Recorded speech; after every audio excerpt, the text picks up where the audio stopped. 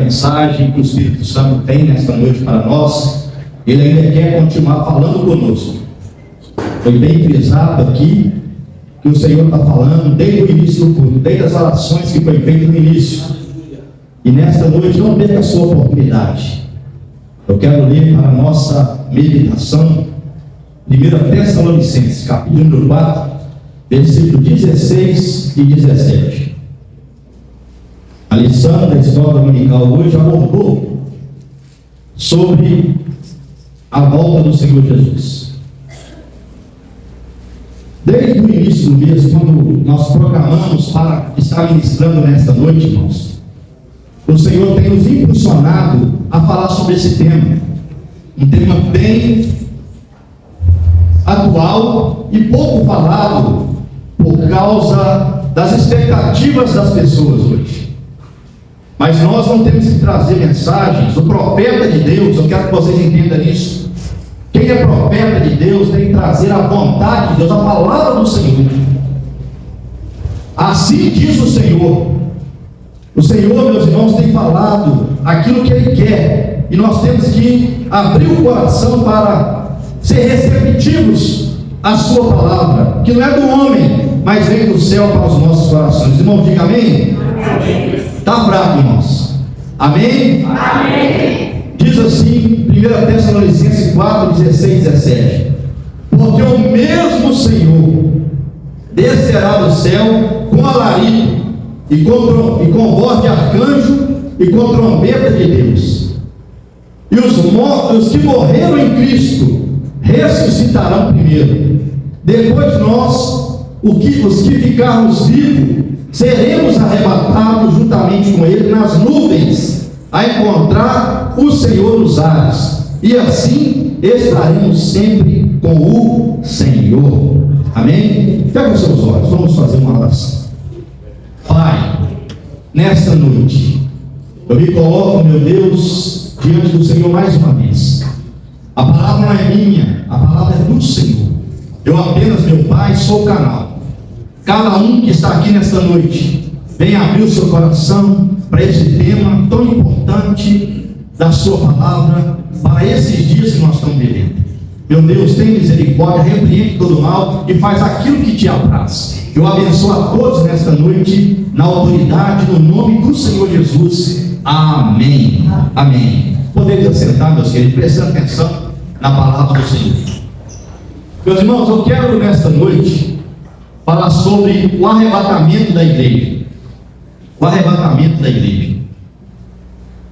A palavra arrebatamento, irmãos, ela tem duas palavras do latim e do grego que nos dá o sentido dessa palavra. Ela vem de rápidos do latim e do grego harpazo, que significa que vai ser algo iminente, algo que vai acontecer a qualquer momento.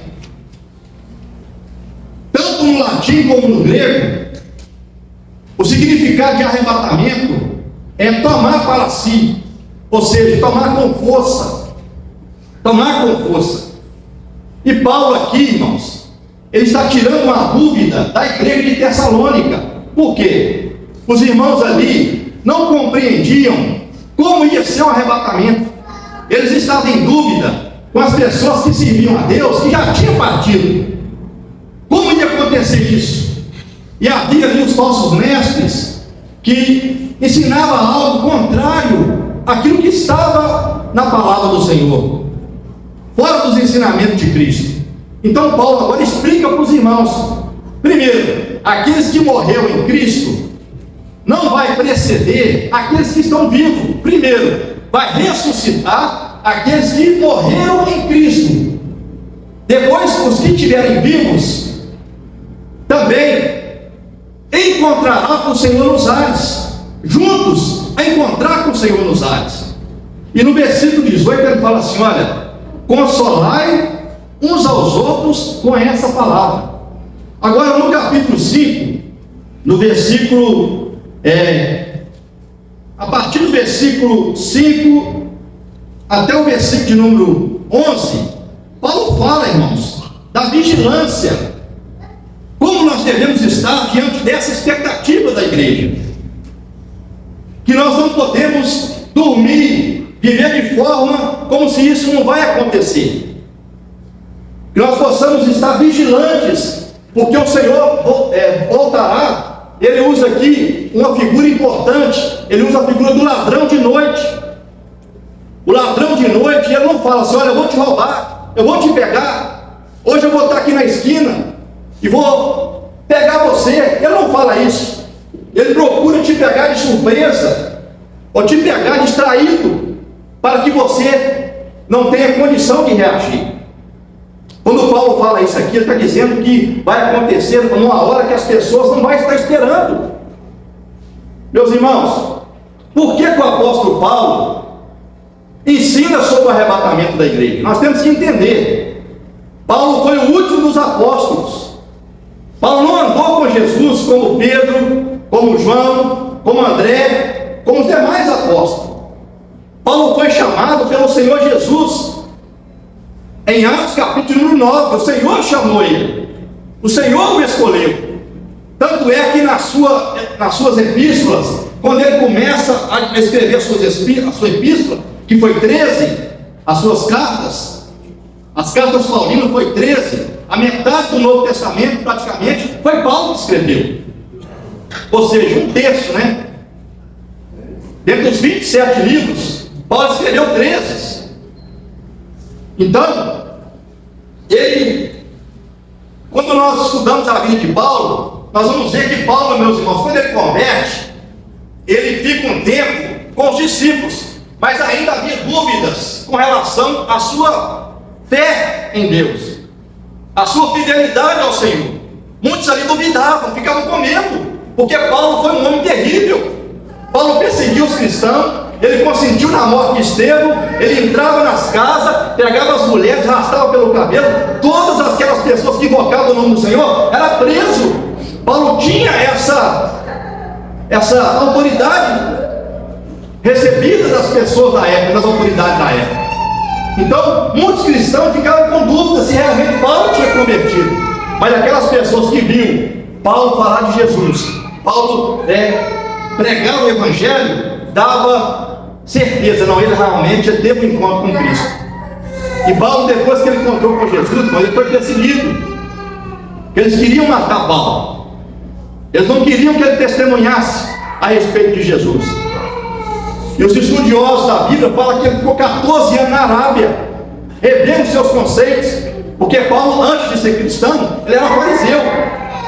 Ele era da religião do farisaísmo.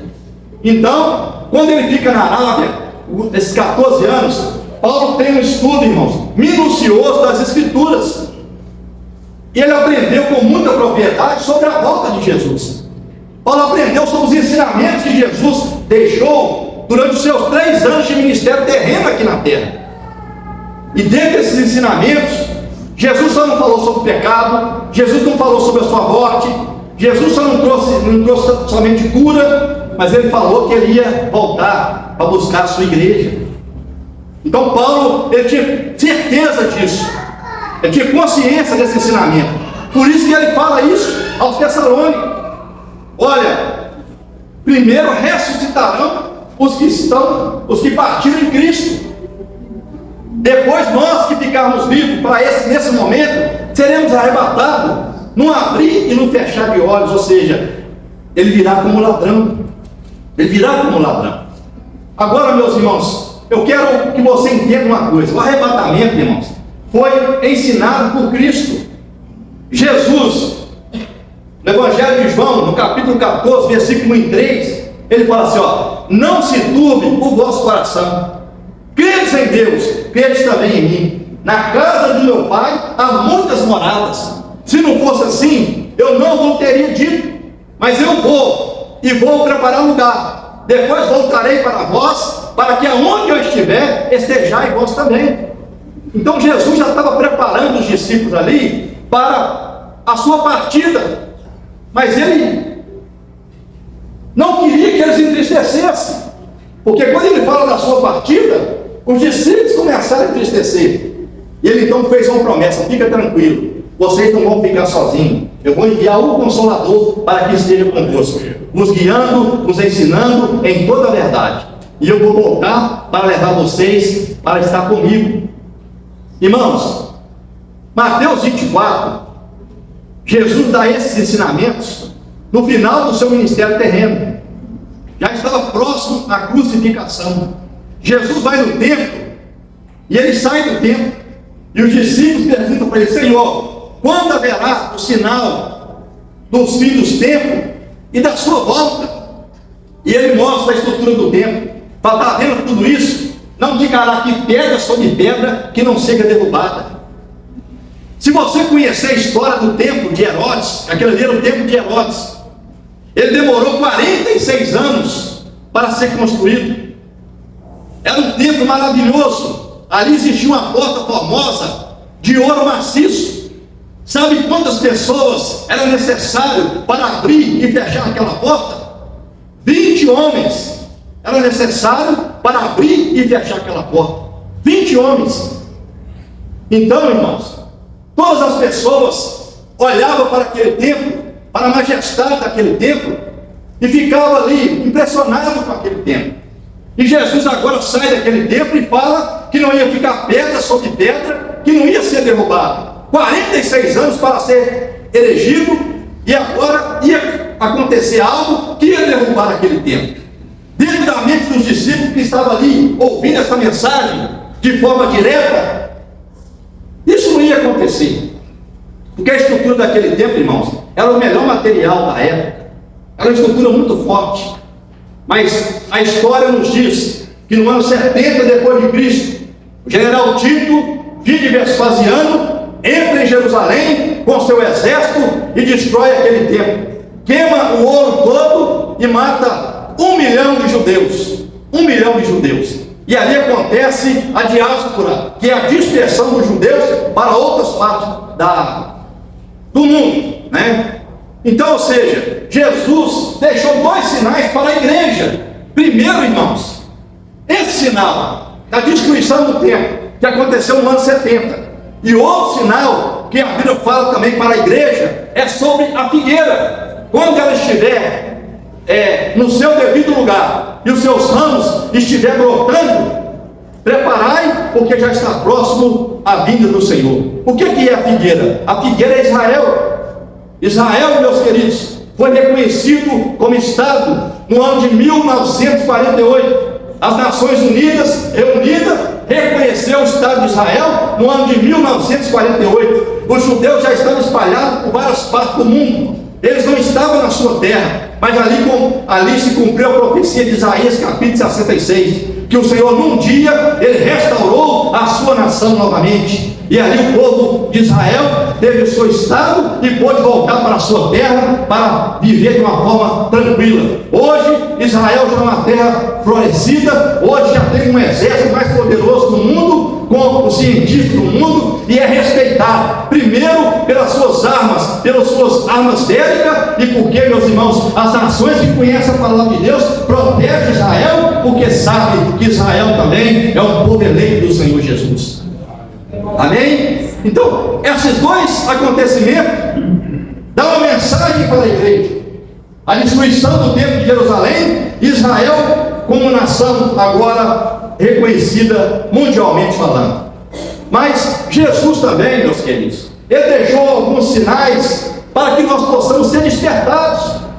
Mateus 24, do versículo 1 até o versículo de número 13, ele fala de outros acontecimentos. Não só a destruição do templo, mas também ele fala sobre fome, guerras, terremotos, pestes. Ele fala sobre traição, ele fala sobre falsos profetas. Ele começa a falar sobre acontecimento que naquela época já era algo comum, e hoje muito mais. Eu quero bem rápido falar para vocês: nós já tivemos no mundo, irmãos, mais de 250 mil guerras. Estamos vendo aí hoje. Você tem que atentar para isso.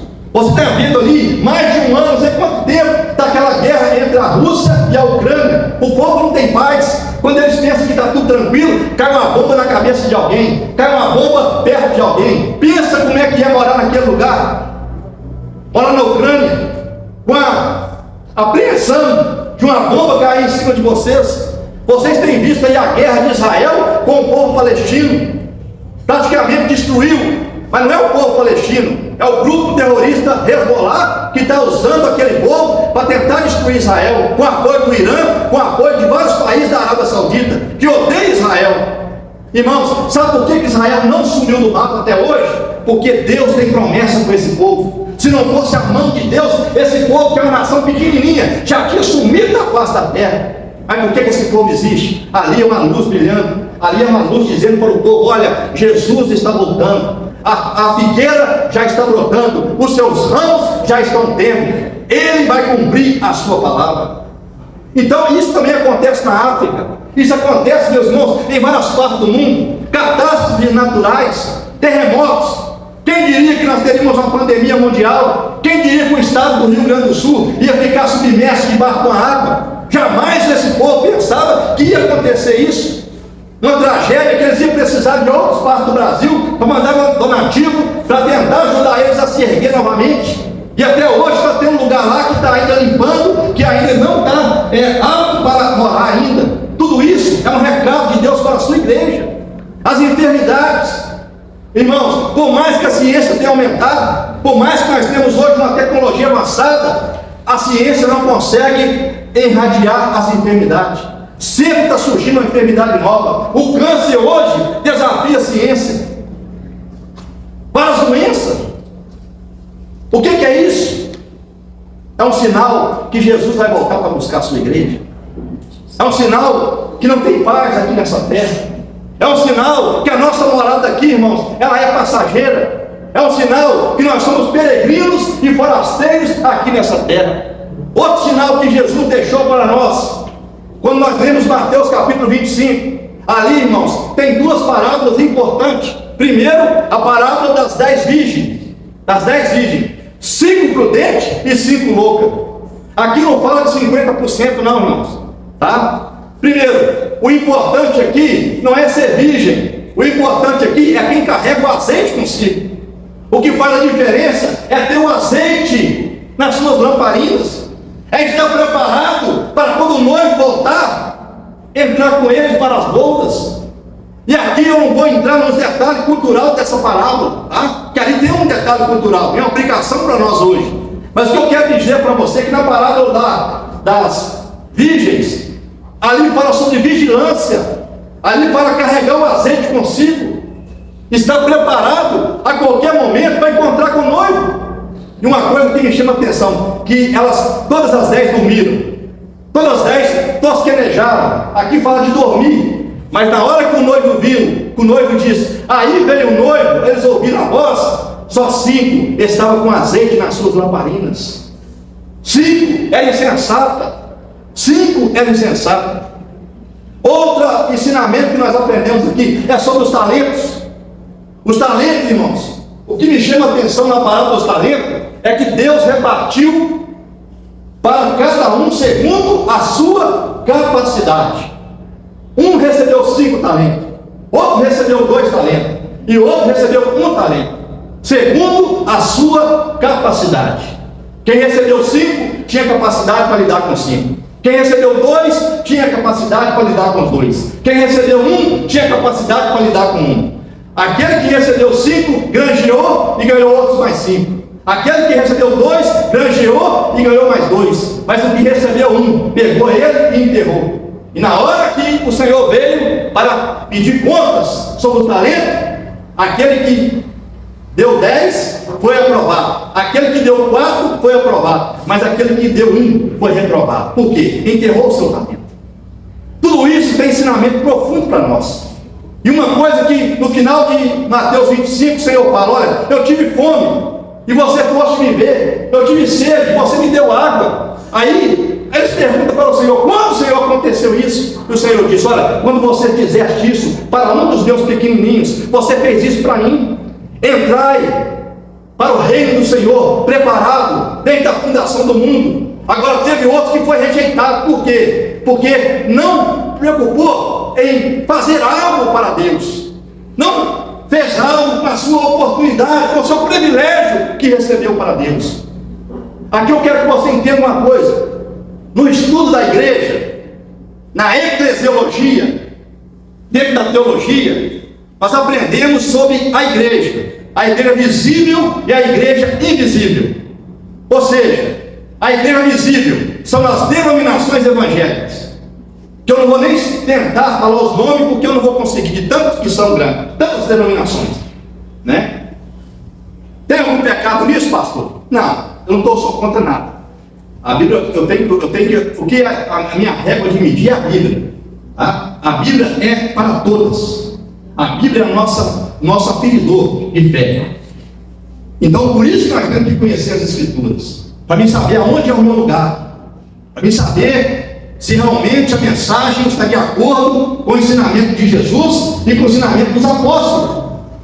Por isso que eu tenho que conhecer a Escritura. Jesus diz em São João capítulo 5, versículo 39: examinai as Escrituras, porque cuidai nelas de ter a vida eterna, que são elas que de mim testificam. A salvação não está em denominação, a salvação está em Cristo.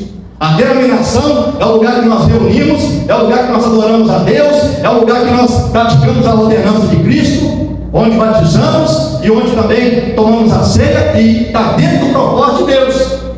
A denominação humana está dentro do propósito de Deus, porque sem ela nós não vamos cumprir as ordenanças de Cristo. Não tem essa ideia de desigrejado não, irmão. Essa ideia de desigrejado, estou fora da igreja, mas estou com Deus, não existe isso, está fora do padrão da palavra. Para mim estar ligado a Cristo, eu tenho que estar ligado à igreja, tá? Ou seja, a igreja visível, e eu estou vendo, ela tem falha, ela tem pessoas imperfeitas, ela tem pessoas que falam demais, ela tem pessoas que não perdoam, ela tem pessoas que tratam o outro com diferença. Infelizmente, são coisas que nós não queremos fazer, mas a Bíblia não esconde nada, meu irmão. Jesus já está dizendo isso.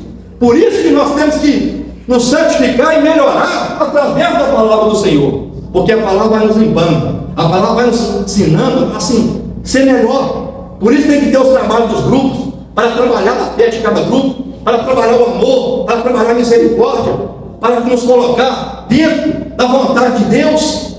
Então a igreja visível tem falhas, mas o que me chama a atenção é que dentro dos ensinamentos de Cristo, Ele vai tirar da igreja visível a igreja invisível. A igreja invisível, irmãos, ela é perfeita, ela é aqueles que estão vigiando, é aqueles que estão com o seu coração sedento, dizendo: Maranata, ora vem, Senhor Jesus, eu quero estar na tua presença, eu quero estar com Cristo, aleluia. O coração dela arde, porque ela sabe que a qualquer momento Ele vai voltar para buscar a sua noiva. Bendito é o nome do Senhor. Mas a igreja visível, irmão, tem imperfeição. Por isso, toma cuidado, se você casar uma igreja perfeita, não vai para lá porque você vai estragar ela. É dentro de uma igreja imperfeita que o Jesus quer nos melhorar para a gente subir. Então procura ser melhor, procura ser mais paciente, vigia nas suas palavras. É isso que o Senhor quer de nós. Se nós olharmos para os ensinamentos, irmãos, de vários homens de Deus, eles foram melhorando. Atos capítulo de número 1, versículo de número 9 até o 11, acontece algo extraordinário. Vieram alguns discípulos da Galileia, né? Quando Jesus já tinha ressuscitado, Jesus ficou por espaço de 40 dias com eles, reafirmando, fortalecendo a fé dos discípulos, e eles estavam lá, e eles perguntaram para Jesus assim, olha, no versículo de número 6, ou seja, no versículo 8, Senhor, restaurará tu nesse tempo o rei de Israel? E Jesus fala para eles assim, olha, não vos pertence saber o tempo e as estações que meu Pai estabeleceu pelo seu próprio poder, mas vocês vão receber a virtude do Espírito Santo, que há de vir sobre vós, e vocês vão ser minha testemunha, tanto em Jerusalém, Judeia, Samaria e até os confins da terra. Depois que Jesus fala isso, ele é assunto ao céu, ele começa a subir. Aí entra o versículo de número 9, e eles começam a olhar assim, ó, vendo Jesus subir. E de repente parece dois anjos ao lado deles e falam assim, varões galileus, por que vocês estão olhando para cima? Como se Jesus não voltasse. O mesmo Jesus voltará para buscar, para nos buscar. E ali o que aconteceu com esses galileus? Eles foram para o cenáculo, onde já estavam os apóstolos e as mulheres, orando, buscando a presença de Deus, e reuniu com eles para buscar a presença do Senhor. Os anjos falaram da volta de Jesus. Os anjos animaram o coração daqueles irmãos, no momento que eles viram Jesus se assunto ao céu, e disseram para eles: ele vai voltar para buscar a sua igreja. Esse mesmo Jesus que você está vendo subir, ele vai voltar. Trazia uma expectativa muito grande no coração deles. Se você for ver Paulo, irmãos, escrevendo Romanos capítulo número 13, versículo número 8, Paulo fala sobre a vigilância. Ele fala assim: olha, não durmamos como os demais, nós que estamos de dia, estejamos sóbrios. Paulo está falando sobre a volta de Jesus. Quando Paulo escreve aqui essa carta a Tito, Tito 2, versículo número 13, ele fala assim: olha, aguardando o grande aparecimento do nosso Senhor Jesus Cristo. Fala sobre a volta de Jesus. Se nós lermos, irmãos, outros textos da Bíblia, nós vamos ver que foi fortalecido esse ensinamento. 1 Coríntios capítulo número 15, a partir do versículo 51, Paulo fala isso com ênfase. Ele fala assim: na verdade eu vos digo um mistério, nem todos dormiremos, mas todos seremos transformados. Aí Paulo usa uma figura interessante sobre o arrebatamento. Ele fala assim: olha, num abrir e num piscar de olhos. Irmãos, estudiosos já tentaram medir, cronometrar o piscar de olhos. Piscar de olhos é milésimo de segundo. Milésimo de segundo. Ou seja, a volta do Senhor vai acontecer de forma rápida. Rápida. Quando assustar, já aconteceu. E esse foi o ensinamento que os apóstolos também ensinaram. O escritor aos Hebreus, no capítulo número 10, no versículo 37, ele fala assim: olha, um pouquinho de tempo, o que há de vir virá e não tardará. O que o escritor aos Hebreus está falando? É a volta de Cristo. Tiago, irmão do Senhor Jesus, no capítulo número 5, no versículo 7 e 8, ele fala assim: irmãos, tenha paciência para a volta do Senhor e fortalecei o vosso coração. Ele está dizendo duas coisas interessantes. Primeiro, tenha paciência. E outra coisa, fortalece seu coração. Por quê? Porque Jesus vai voltar na hora que Ele quiser. Existem pessoas hoje marcando. Existem algumas pessoas na história que tentou marcar a volta do Senhor, ficou envergonhado. Sabe por quê? Deus não deu essa autoridade para ninguém. Vai acontecer no tempo de Deus. Outra advertência importante para nós, 2 Pedro, capítulo número 3, versículo 1 até o 10. Ali tem algo interessante, irmãos. Primeiro Pedro fala sobre os escarnecedores, que escarnecem da sua volta. Mas Pedro fala algo interessante nesse texto. Ele fala assim: ó, eles ignoram uma coisa: um dia para o Senhor é como 1000 anos, e 1000 anos como um dia.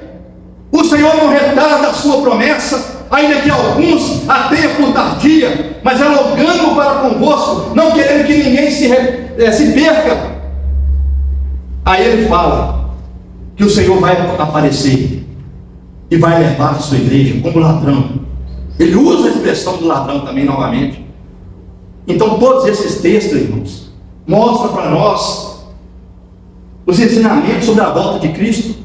O apóstolo João, no capítulo número 3, versículo 2, ele fala assim: olha, assim como Ele é, nós o veremos. Todos os apóstolos procuraram incentivar os irmãos na leitura da palavra, no serviço, no amor, na misericórdia. Quando nós aprendemos sobre isso, irmãos, eu quero que você entenda uma coisa: Deus não quer de maneira nenhuma os ensinamentos da volta de Jesus, quer que o povo viva de forma alienada, que o povo deixe de trabalhar, que o povo deixe de comprar, que o povo deixe de viver a sua vida. Não! A igreja no início, ela ficou tão impactada com essa mensagem, que eles começaram a fazer isso. Os irmãos vendiam sua propriedade, colocaram os pés dos apóstolos, porque eles achavam que Jesus ia vir a qualquer momento. Quando você vê lá em Atos dos Apóstolos acontecendo isso, era que os irmãos ficou tão impactados, ou seja, eles ficaram num fanatismo tão grande. Ninguém mandou eles fazer isso. Não foi Pedro, não foi Paulo, não foi ninguém dos apóstolos que mandou fazer isso. Mas os irmãos falaram, ele vai voltar mesmo, para que eu vou ter essa fazenda aqui? Para que eu vou ter esse carro? Vou vender, vou colocar no pelos afora, quero viver. E a escola da igreja não fala que eles tiveram dificuldade, problema depois por causa disso. Deus não quer isso, irmão. Mas a Bíblia fala também, outra coisa, a advertência que a Bíblia nos ensina, é as pessoas que estão vivendo como se Cristo não vai voltar.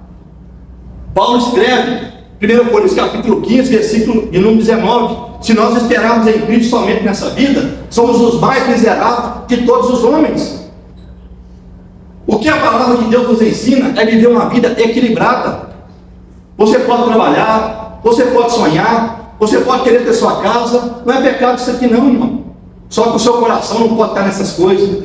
O seu coração tem que estar na volta do Senhor Jesus. E isso impactou a igreja na época. Por quê? Os irmãos viveram em favor de Jesus. Eles não paravam diante da dificuldade. O trabalho não era um empecilho para eles. Eles estavam sempre unidos em oração, buscando a Deus. Nós vivemos uma época hoje que nós precisamos rever o nosso cristianismo. Quando nós aprendemos sobre a volta de Jesus, irmão, essa mensagem tem que nos despertar a igreja. Essa mensagem tem que nos sacudir. Porque muitos estão dormindo, muitos estão vivendo em favor da sua própria vida. E Jesus morreu naquela cruz, derramou o seu sangue, perdoou o seu pecado, escreveu o seu nome no livro da vida para te dar vida eterna. E tem muita gente caminhando em passo largo para a perdição, para a condenação eterna. E eu estou aqui dentro da igreja louvando o Senhor, não estou nem aí. Os meus parentes estão morrendo sem salvação, os meus amigos estão morrendo sem salvação, os meus colegas de trabalho estão morrendo sem salvação. O que eu estou fazendo para que isso mude? Eu tenho que dedicar mais à oração, eu tenho que dedicar mais ao estudo da palavra de Deus, eu tenho que pedir a Deus que entre com providência, porque Deus quer me usar como uma ferramenta através da minha vida. Algo vai acontecer dentro da minha casa, algo vai acontecer no meu ambiente de trabalho, algo vai acontecer, meu irmão, na faculdade, na escola, aonde eu estiver, dentro da direção de Deus, Deus vai me usar como uma ferramenta na mão dele. Mas quando eu estiver despertado para isso, tem muitas pessoas que não estão preocupadas. Ontem aconteceu algo, meu irmão, à noite, que me despertou, que eu fiquei preocupado. Tiveram o culto do jovem ontem na minha casa, graças a Deus, Deus abençoe os irmãos, foi uma bênção muito grande. Mas ali, depois que aconteceu isso, uma mulher que mora nas proximidades, foi ali na esquina, pegou um despacho, fez um despacho na esquina, e ali ficou possesso de demônio. E isso chegou até a minha pessoa. E eu fiquei um pouco incomodado. Sabe por quê? Não porque eu tenho medo do demônio, não porque eu tenho medo de macumba, não, de maneira nenhuma. A minha vida está escondida em Cristo. Nenhuma contra Jacó não há encantamento. Nós temos que entender isso. Nós estamos protegidos pelo Senhor. Mas antigamente as pessoas faziam isso, era de madrugada, era escondida. Hoje, eles já estão fazendo isso na cara dura. Trabalhos espirituais. E tem muita gente dormindo. Tem gente trabalhando para destruir a sua família. Tem gente que está trabalhando para destruir a sua saúde. Eu não estou colocando medo em ninguém, mas estou dizendo, é hora de nós despertarmos. É hora de nós pararmos com o nosso comodismo. A igreja daquela época, meus irmãos, estavam em oração, e os irmãos trabalhavam, faziam tanta coisa, mas eles dedicavam tempo à oração.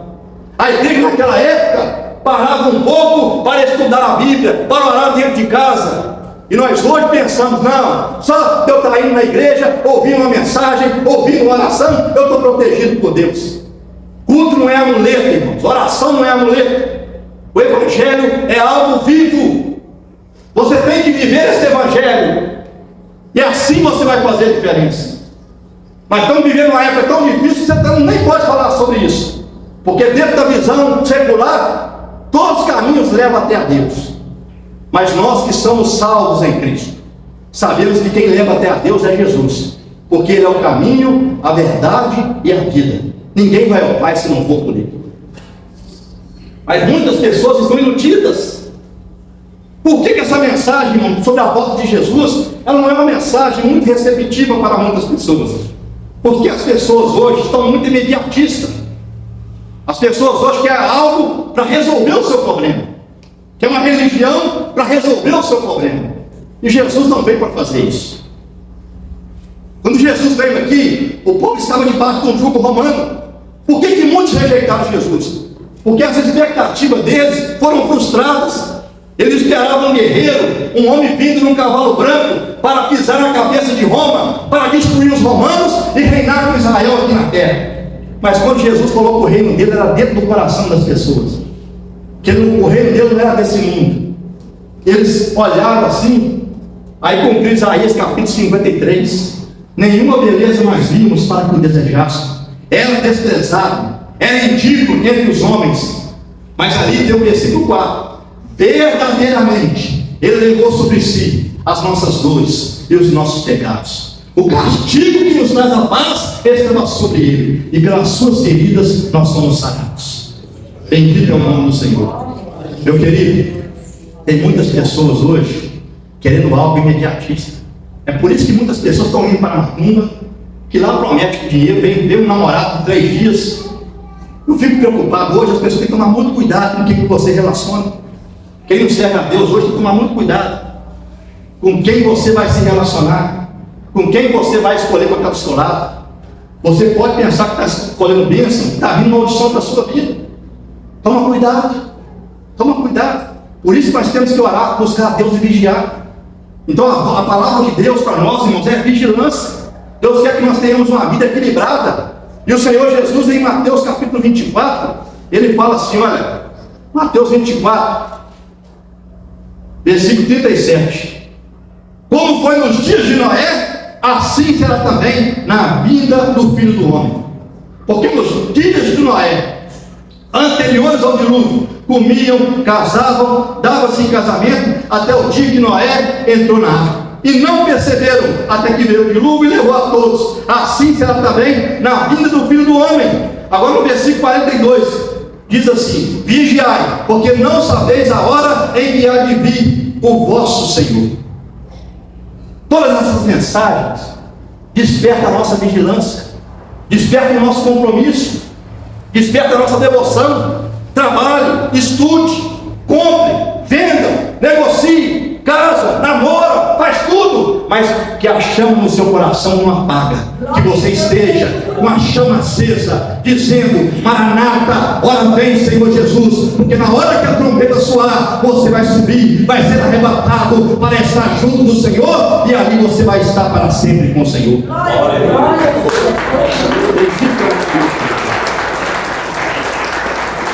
Essa é a nossa esperança, meus irmãos. Essa é a nossa esperança. Quando Paulo escreve a sua carta aos Gálatas, ele fala assim: olha, o meu desejo é estar com Cristo. Por quê? Porque estar com Cristo é muito melhor. Mas por causa de vocês, eu escolho estar ainda na carne, para ver se algum de vós ainda arrependa. O que Paulo entende, irmão? Ele sabia que ele tinha um tempo ainda para fazer algo para Deus, e dentro desse tempo ele procurava ser mais útil ao Senhor. Eu quero dizer para você, quantos de nós ainda temos pessoas na nossa família, quantos de nós ainda temos gente que precisa de Jesus?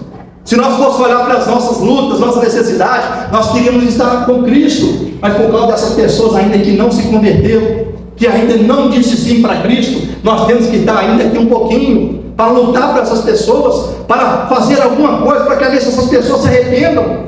Mas vai chegar um momento, irmão, que não vai ter tempo. Eu quero dizer uma coisa para vocês: não vai ter tempo de se preparar, não vai ter tempo, vai acontecer como eu disse para vocês no início. A palavra arrebatamento é rápido, é arpazo, vai acontecer algo da hora, algo de uma vez, algo tremendo. Então tem que estar preparado. Eu não vou ter tempo de preparar, eu não vou ter tempo de arrepender. E para mim encerrar essa mensagem, eu quero dizer que essa mensagem do arrebatamento, irmãos, ela precisa mexer com o meu coração. Por quê? Jesus pode voltar de forma coletiva, é o que nós aguardamos, mas Ele pode voltar de forma individual. Individual. Nós sabemos, irmãos, que existe hoje na Terra a lei da gravidade. A lei da gravidade. Ou seja, tudo que está aqui tem que abaixar. Se eu soltar esse microfone aqui, vai cair. Por que isso? Existe uma lei da gravidade que puxa para baixo. no arrebatamento, o Senhor vai quebrar a lei da gravidade, porque nós não vamos descer para baixo, nós vamos subir para cima. Ali a lei da gravidade vai ser, aleluia, vai ser quebrada, vai ser julgada por terra, porque Deus vai nos levar para cima, meu querido. Bendito o nome do Senhor. Se você crê, Jesus vai voltar. Se os incrédulos não crê, Jesus vai voltar. Independente daquilo que as pessoas creem, Jesus vai voltar para buscar a sua igreja. E o meu coração nesta noite deseja que todos que estão aqui ouvindo essa mensagem tenham também essa mesma esperança, tenham também essa mesma perspectiva. Mas, para mim encerrar, como está o seu cristianismo? Como está a sua vida de oração? Como está a sua vida de leitura da Bíblia? Como está a sua idade no culto? Isso é importante. Tem gente que fala, não, eu creio que Jesus vai voltar, mas ele vive de uma forma, irmão, que não demonstra isso. Ele não prega o evangelho para ninguém, ele não ora, ele não lê a Bíblia, ele não congrega. É tempo que nós despertarmos, irmãos. Vamos repreender esse demônio do trabalho, que fala assim, olha, eu estou trabalhando demais. Você está trabalhando demais, meu filho, mas você também precisa adorar a Deus. Você precisa da palavra do Senhor. O seu espírito não alimenta de arroz e feijão, não. O seu espírito alimenta da palavra, é de oração, de estar junto com a igreja, de estar em comunhão, de orar um pelo outro. Porque aqui as nossas diferenças caem por terra. Aqui não tem ninguém melhor do que ninguém. Aqui nós somos membros do corpo e Ele é o cabeça. Bendito é o nome do Senhor. Ele que é o cabeça, é Ele que dá funcionalidade ao corpo. Tem pessoas aqui que é unha, tem pessoas aqui que é nariz, tem pessoas aqui que é orelha, tem pessoas aqui que é boca, tem pessoas aqui que é dedo, tem pessoas aqui, meu querido, que é pé, tem pessoas aqui que é mão. Mas você é importante no corpo. Você é importante no corpo. Deus te trouxe aqui nessa noite para você entender que você é importante no corpo. Mas você não pode ficar sem funcionar, porque se você ficar sem funcionar, você vai ser amputado. E mesmo imputado, tem que enterrar. Tem que enterrar rápido. Por quê? Senão ele vai apodrecer. Ele vai apodrecer. Então que nessa noite nós possamos pedir a Deus misericórdia. Que nessa noite o Espírito Santo acenda a chama no nosso coração. O desejo de buscar mais a Deus. O desejo de orar mais. Não adianta você ser, meu irmão, somente pessoas que analisam os problemas da sociedade. Qual que é a sua postura para mudar isso? Está difícil, tá? E vai ficar mais difícil ainda. Porque quanto mais longe de Deus, mais problema a sociedade vai ter. Mais dificuldade a sociedade vai ter. Mais divórcio a sociedade vai ter. Quanto mais longe de Deus, mais desobediência, pior o mundo vai ficar. Mas que Deus tenha misericórdia de nós. Bendito é o nome do Senhor. Que Deus venha nos transformar, meu irmão. Que nós venhamos ser úteis a Deus enquanto é tempo. Que nós possamos chegar como Paulo no final da sua vida, quando ele estava próximo de partir, ele já sabia que a sua partida estava próxima. Ele mandou chamar os seus irmãos para escrever e disse assim, olha, eu sei que a minha partida está próxima, combati o bom combate, acabei a carreira, encerrei a fé, desde agora me espera a coroa, na qual o Senhor, o justo juiz, me dará naquele dia, e não somente a mim, mas a todos que amarem a sua vida. Tem uma coroa para nós, meu irmão. Muitas das vezes você tem dificuldade, você sofre com enfermidade, mas eu quero dizer para você que vai chegar um dia, lá não vai ter enfermidade, lá não vai ter aquela preocupação de pagar as contas na segunda-feira, lá não vai ter aquela luta para enfrentar a dificuldade, para enfrentar ônibus. Não, meu irmão, nós vamos estar para sempre com o nosso Deus. Nós vamos viver dentro do plano original do Senhor, que Ele estabeleceu desde o início para nós. Bendito é o nome do Senhor. Fica de pé. Eu quero orar pela sua vida agora, em nome de Jesus. Eu quero que você feche seus olhos. E aqui eu quero fazer algo, irmão, profético. Fica de pé, em nome de Jesus. Dê as mãos às pessoas que estão do seu lado. Vamos fechar os corredores agora. Vamos orar um pelo outro, em nome de Jesus. Vamos orar um pelos outros. Dê as mãos, vamos fechar os corredores. Vamos orar. Amém? Para quebrar as diferenças. Feche os seus olhos agora. Vamos louvar o Senhor 469. Feche seus olhos. Depois nós vamos estar orando. Feche seus olhos. Adora o Senhor.